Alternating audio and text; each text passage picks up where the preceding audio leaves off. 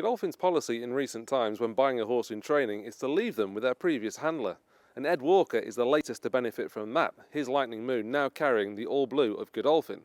He's not had much luck this season with just the one run, but Ed Walker is clearly a trainer very much on the up, and we're here at the historic Warren Place Yard to find out a bit more about him.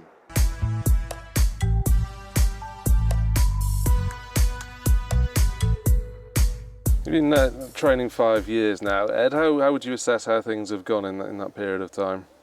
Yeah, obviously it's had its ups and downs, but I generally delighted. I always set a goal when I started that by the end of my third year I needed 50 horses. That was my target, and we achieved that at the end of year 2. So, and things have carried on progressing since then. So no, it's been I couldn't have asked for it to go any better, to be honest. And you've had to sort of chop and change stables quite a bit. I mean, we're here at Warren Place right now, but you've been, is it 2 or 3 different stables throughout the 5 years? That can't be easy, surely. No, I mean, that's been the real headache, to be honest, of my career. So Warren Place is my third yard, end of year 5 coming up. And, we're moving from here at the end of the year. So year 6 will be my 4th yard, which is, most trainers might have to move once in their career. 4 and 5 years is stressful. But despite that, though, you're still regularly operating around 20% strike rate. You must be doing something right. Well, yeah, I mean, it helps having I've got good support and some good owners and great staff and it's a big team effort and it's you need the horses really. But no, it's gone great. You've had your grounding at some of the big trainers, the likes of Roger Charlton, Luca Kamani. What would you say was the biggest thing you've learnt from them? Yeah, Roger and Luca, I mean, they're 2 great trainers. They train in quite a similar style. They're both very good horsemen, and they give their horses plenty of time. They're very patient. They respect their horses, and I think that patience and attention to detail would probably be the 2 biggest attributes those guys have taught me. It's funny enough, I've got patience written right down here, and that's one thing you've had to be with Lightning Moon. Of course, Godolphin bought into him. It's not quite gone to plan, but you still retain plenty of faith in him. Yeah, I mean, I was happy enough with his York run. I mean, he needed it. He was a bit stuffy, and I always thought that was going to be his toughest race of the year because that real fast 6 furlongs at York is not really his bag. He needs a stiff 6 like he had at Ascot and the Bengoff, or an easy 7. So it was always going to be a bit of a challenge, and it was very much going to be a stepping stone for the rest of the season. And sadly he developed a little bit of a setback, but like I said to you earlier, it's probably a blessing in disguise with the weather we've had. I wouldn't have been running him at Ascot on that ground. I wouldn't have run him in the July Cup on that ground. So he would have been kept, they'd have been targets, and we'd have kept on training him for those races and not running them, which is never good for a horse mentally or physically. So having a bit of a breather during the height of summer is probably no bad thing, and we'll hopefully get him back for an autumn campaign.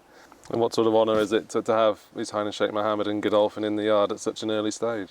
Yeah, I mean, it's really, really exciting, and I'm just very grateful that they left the horse with me, and to leg up well in those silks at York was it was a pretty surreal experience, to be honest. And well, let's hope there's plenty more to come, and let's hope we can get those silks in the winners' enclosure. That's the most important thing. And even if you did have to write off this year with him to some degree, he's still only had 4 starts, hasn't he? So you wouldn't be too bothered if you sort of focused a lot of attentions on the back end, but more so next year.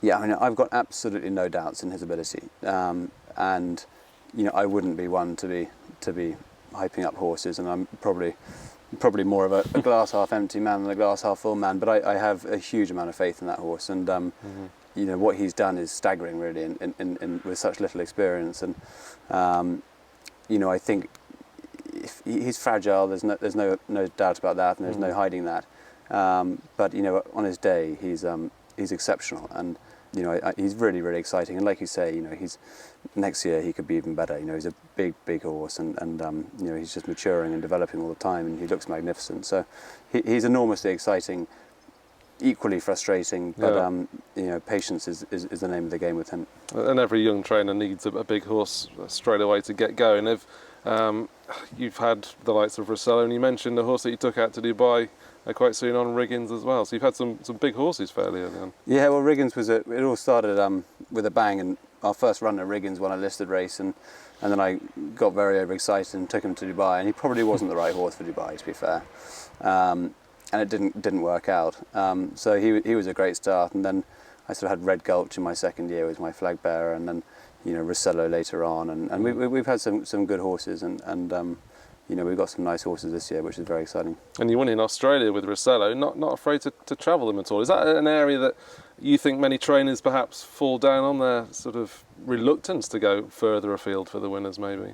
Yeah, possibly. I mean, the prize money's so good abroad, and that was something Luca, I mean, I just read in the paper the other day, Luca's had won group races in 13 different countries or something, and it's a staggering feat. He loves travelling his horses, and he's so good at it. And I think where he's so good at it is he really targets these races, whereas some trainers see the international programme as an afterthought from the domestic programme. And whereas with Rossello, when we sold half him to OTI, the plan was always Australia. So, he was very much campaigned through that summer with Australia in mind. And I think that's the key to travelling. It can't just be an afterthought. Yeah. And we've had, obviously that was a huge triumph, winning a Group 3 down there and running in the Melbourne Cup, which didn't go quite so well. But we've had plenty of success in France, and we enjoy travelling. I was going to say, more recently, Persona Grata, she's run a couple of really good races over in France, finishing second. Many trainers would be sort of trying to plunder Group 3's listed races over here, but you've seen opportunities further afield with her. Yeah, it's just really the timings, and two, she that Deauville race she was second in was on the poly track. She's got great form on the poly track, or the 5%, I think it is over there.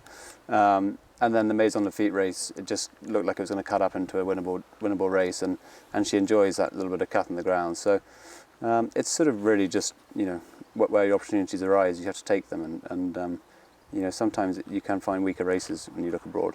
And one thing that I always look out for new trainers is their ability to improve horses from other yards. You've done that this year with Aola. He, of course, won a Group 3 last time. Yeah, he was disappointing first time at Haydock. I ran him over 7, and it was just a bit of a non-event, and he sort of, I don't know whether he didn't stay or he just, I don't know, it was a bit flat or what, and then we gave him plenty of time, and he just thrived from that race, and just went into Newcastle, and we were all actually just full of confidence going into that race. He was so well, and then he delivered, which was great, and he beat some good horses that day. So he's got his issues. He's got very bad feet. We just about got away with the ground at Newcastle, and he certainly wouldn't have it any quicker than that. And naturally, a question we always ask here on the channel is: do you have thoughts of the carnival with any of your horses? I know we're quite early. It's still a long time away, but they're the sort of plans you need to be putting into place. Yeah, very possibly. We actually, I mean, I've got a lot of Hong Kong clients, so I spent a lot of my career so far losing nice horses to Hong Kong, and Ken Lau, who's one of my biggest supporters from over there, very kindly has repaid the favour, and he's sent Glorious Days, who's a Group 1 winner over there, back. Okay. So he's come this way. He just lost his way over there, and he wanted to see whether change of scenery would freshen him up. He could be a horse that we could consider for Dubai. And then another horse, Glorious Empire, who was with me last year and really progressive, a lovely horse. He was then sold to Hong Kong, and it didn't work out over there for him, and he just didn't acclimatise, and he didn't take to training over there. So the owners have actually sent him back to me, which is great, and he's due to arrive next week. And he could be an ideal candidate for Dubai. So hopefully we'll have a bit of a team this year.